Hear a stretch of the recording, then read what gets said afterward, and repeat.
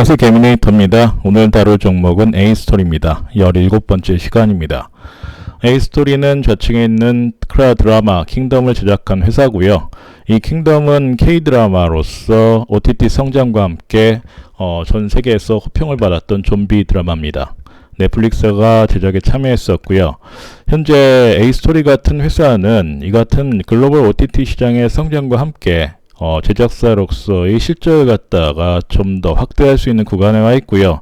좋은 사이클에 들어갈 수 있는 초기 국면에 와 있기 때문에 오늘은 넷플릭스와 연결해서 A스토리가 어떤 식의 방향을 갖다 갖고 있는지, 그리고 주가에는 어떤 영향을 받게 될지를 좀 알아보도록 하겠습니다. 테마부터 살펴보도록 하겠습니다. 테마 쪽을 보면요, 아무래도 코로나19죠.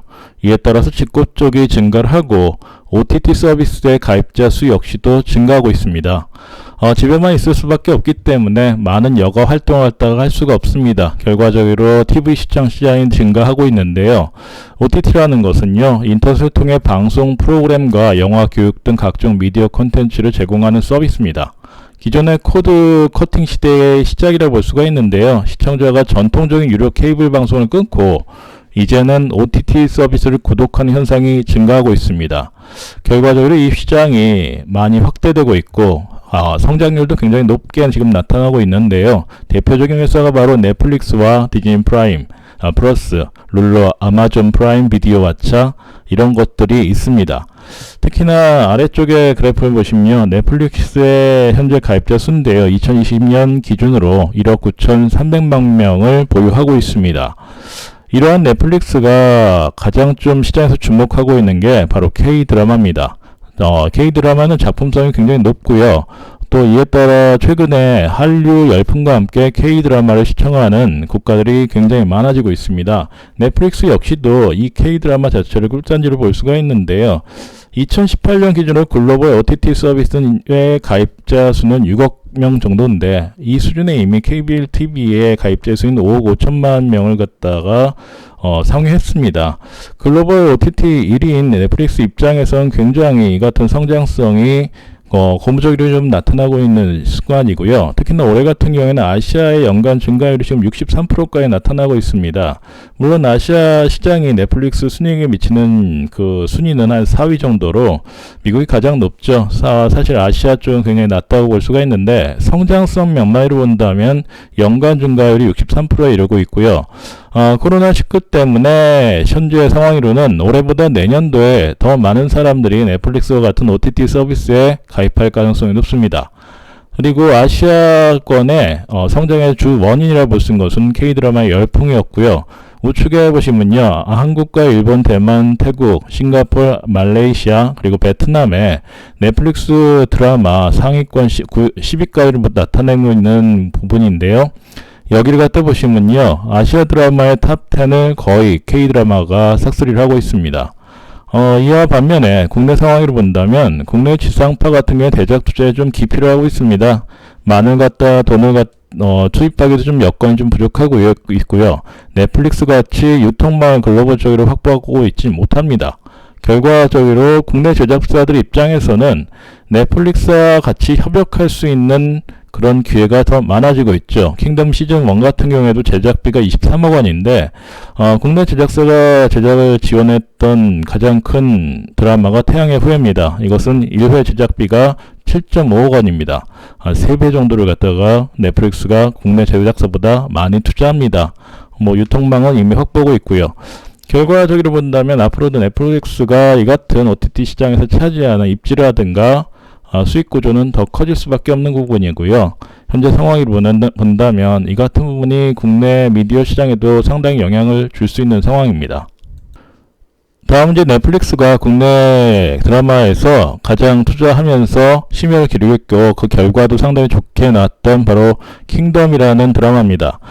킹덤이라는 드라마는 개봉 동시와 함께 세계 시청자 구독자 수가 수백만 명에 이르렀고 유저 평가 역시도 상위권 250개 평균 평점이 8.0인데 킹덤은 8.3을 기록했습니다. 만족도 지수도 89%입니다. 이같이 대박이 났지만 사실 킹덤의 제작사인 A+ 같은 경우에는 수익성이 좋지가 않습니다. 이유는 IP를 확보하지 못했기 때문입니다. IP라는 건 지식재산권인데요. 넷플릭스가 킹덤에 230억 원을 투자했고 200억 원의 지분을 확보하고 있습니다. 근데 넷플릭스 같은 경우는 K드라마에 연간 3천억을 투자해서 1조 5천억의 수익을 갖다 얻고 있습니다. 5배 성과죠. 그렇다면 킹덤에 200억을 갖다 지원했기 때문에 투자했기 때문에 이에 따른 킹덤의 수익은 5배 정도에 해당되는 1,000억 원대가 아닐까 생각하고 있고요. 또 올해 48회 국제 에이미상 후보에 출품합니다. 작품상에 도전하고 있는데요. 만약에 여기서 상을 갖다 받게 된다면 글로벌적으로 더 많은 시청자 수를 확보할 수가 있기 때문에 넷플릭스 수익은 지금보다 더 커질 수 있는 가능성이 높습니다. 하지만 반면에 A스토리는 상반기 영업이익은 적자였습니다. 가장 큰 이유는 IP를 확보하지 못했기 때문입니다.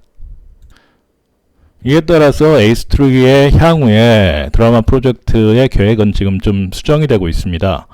기존의 시그널이라는 킹덤 시즌 같은 경우에는 국내 시장의 상황에 맞춰가지고 아니면 국외로 나갈 때, 해외로 나갈 때는 넷플릭스라는 OTT를 확보를 하면서 같이 협업을 했는데요. 2021년서부터는 이 상황이 좀 바뀔 것 같습니다. 지금 A스토리에서 준비하고 있는 드라마는 지리산이라는 드라마가 있는데요. 이것은 작가가 김은희 작가입니다. 킹덤과 시그널을 맡았었고요. 이응복 PD가 연출을 합니다. 도깨미와 태양의 후예를 맡았던 PD입니다. 주인공은 주지원 씨와 그리고 전지현 씨가 담당을 하고 있고요.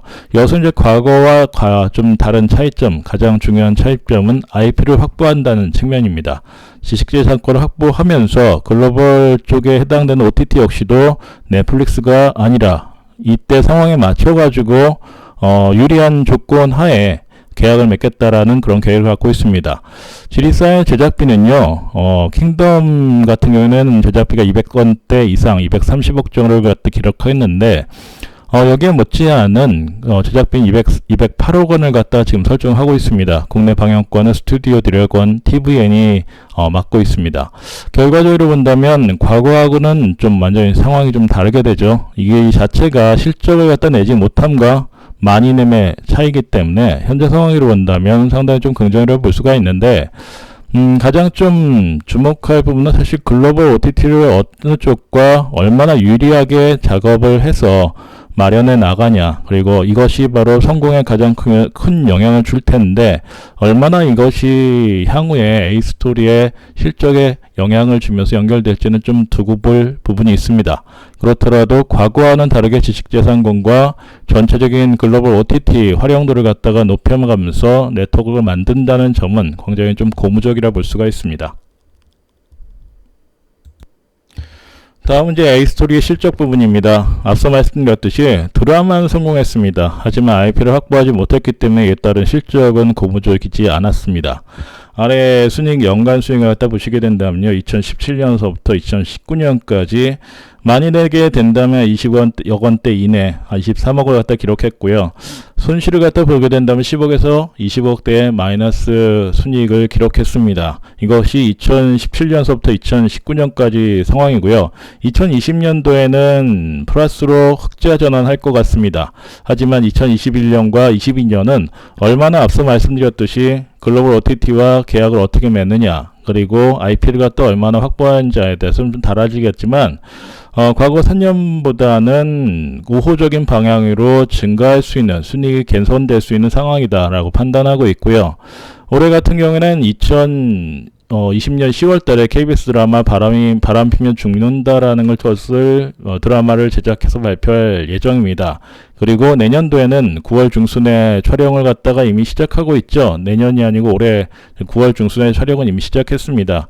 그리고 이게 이제 방영되는 시간은 2021년인데요. 지리산이라는 작품이 얼마나 큰 성과를 보이냐의 여부에 따라서 A스토리의 순이익도 달라지다라고 판단하고 있습니다.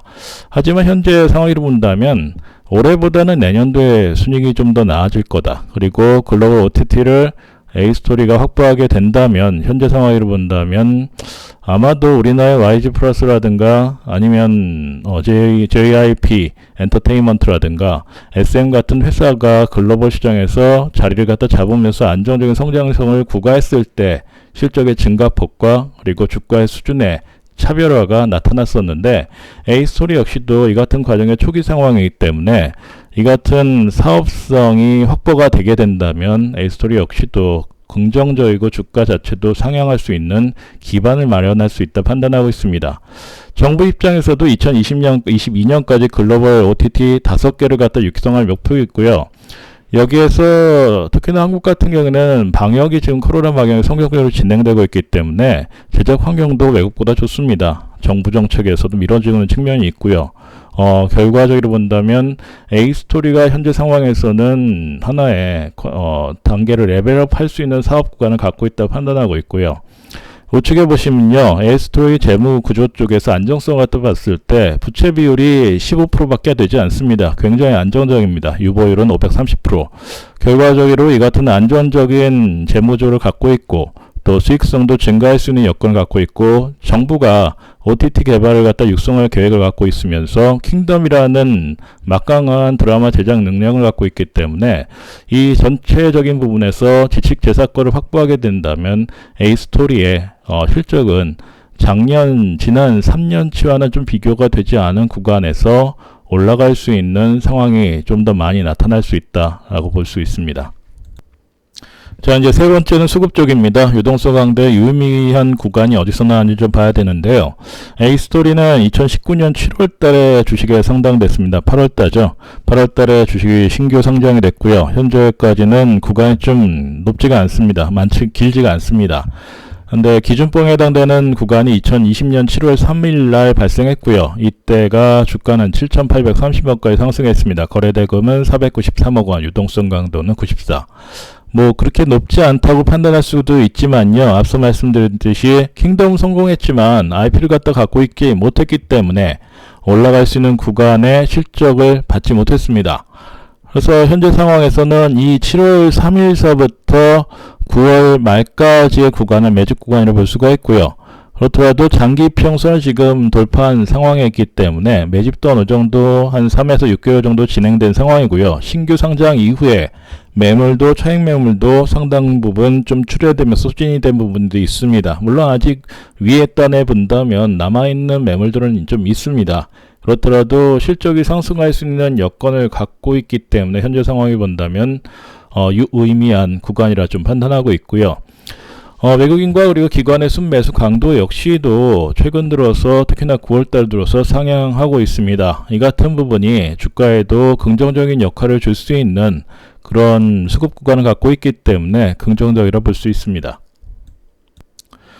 다음은 이제 테크니컬적인 부분입니다. A스토리는 2019년 8월 초에 상장된 이후에 부터 거의 1년 동안 우하향으로 하향세가 지속됐습니다.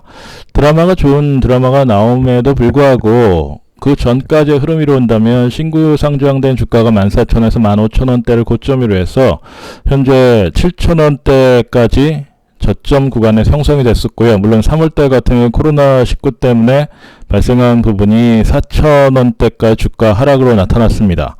근데 앞서도 말씀드렸듯이요.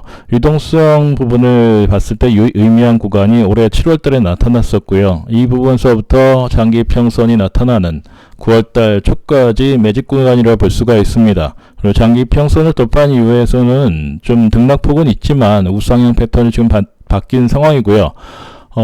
A스토리에서도 IR 쪽에서도 홍보 자료가 나오면서 좀 적극적인 향후의 계획까지 나오고 있는 상황이기 때문에 현재 상황에서는 우상향 트렌드가 나타날 수가 있다고 볼 수 있습니다. 근데 매물대를 본다면 1차 매물대는 11,000원 선에 있고요. 2차 매물대는 14,000원 선, 특히나 14,000원은 고가 부분에 해당이 됐기 때문에 여기까지 올라가기 위해서는 시간적 흐름이 좀 필요하다고 볼 수가 있지만 현재 상황에서는 앞서 말씀드렸듯이 과거와 지금의 A스토리의 회사의 시장 환경은 좀 달라져 있다. 그리고 주도권을 A스토리가 갖고 갈 수 있는 방향으로 지금 흘러가고 있기 때문에 향후에 주가 흐름은 이 같은 매물대를 돌파할 가능성이 좀 있다고 판단하고 있습니다. 다음은 이제 펀더멘털 쪽에서 이제 예상 적정 주가를 산정하는 구간인데요. 제가 갖고 있는 특정 구간에서는 A스토리의 산정이 적정 가치가 산정되지 않습니다. 일단은 A스토리의 기존 3년 동안의 순이익이 들쭉날쭉하면서 적자 구간도 많았었고요. 그리고 제조업에 해당되는 적정 가치 산정으로는 이 같은 엔터 회사의 주가는 산정이 잘 안 됩니다. 그래서 가장 좋은 방법으로 본다면 글로벌에 정착한 전략에 정착한 국내 엔터 회사의 PBR을 갖다 비교하는 것인데요. JIP라든가 YG 엔터라든가 SM의 PBR 수준은 현재 5배에서 7배입니다. 이 회사들은 이미 국내형이 아니라 글로벌화 전략에 성공한 회사고요. A스토리 역시도 국내에서 머물지 않고 글로벌 OTT라든가 IP의 확보에 의해서 전 세계적으로 확보되는 지식재산권을 가지고 실적을 갖다가 높이는 그런 전략을 갖고 있기 때문에 비슷한 상황이라 볼 수가 있습니다. 현재 A스토리의 PBR은 2배 정도를 갖다 기록하고 있는데요. 이 같은 부분을 갖다가 비교한다면 현재 수준에서 3에서 4배까지 올라갈 수 있는 여건은 마련하고 있다. 단지 좀 앞서 말씀드렸듯이 A스토리의 사업 전략이 어느 정도 정착되면서 먹히는 구간이 나와야 됩니다. 올해까지는 좀 힘들지만 이 같은 상황이 앞으로는 긍정적으로 발생할 수가 있기 때문에 제가 판단하기에는 현재 PBR 2배 수준은 좀 낮다. 저평가 구간을 볼 수가 있고요. 상대 비교를 했을 때 3에서 4배까지는 기대할 수가 있고요. A스토리가 과거에 신규 상장할 때 PBR 수준이 3.2배 수준이었습니다. 현재 2배니까요. 이 부분까지는 PBR에 해당되는 부분에서 주가가 상승할 수가 있고, 또 사업이라는 게 지금은 좀 불확실해 보이지만 정부가 지원하는 정부 정책이 같이 발동하고 있기 때문에 충분히 이 이상으로 올라갈 수 있는 구간이 내년도에 나올 가능성이 높다라고 판단하고 있습니다. 수급상에서도 투신권을 중심으로 해서 지속적인 순매수가 외국인도 같이 유입되고 있기 때문에 좀 더 약간 좀 길지만 시간을 두고 접근할 수 있는 그런 좋은 회사가 아닌가라고 판단하고 있습니다. 오늘 여기까지 말씀드리고요. 마지막으로 이제 컴플라이언스 사항인데요. 항상 말씀드리지만 투자 판단은 본인이 스스로 하시면 감사하겠습니다. 여기까지 말씀드리겠습니다. 개미네이터였습니다. 감사합니다.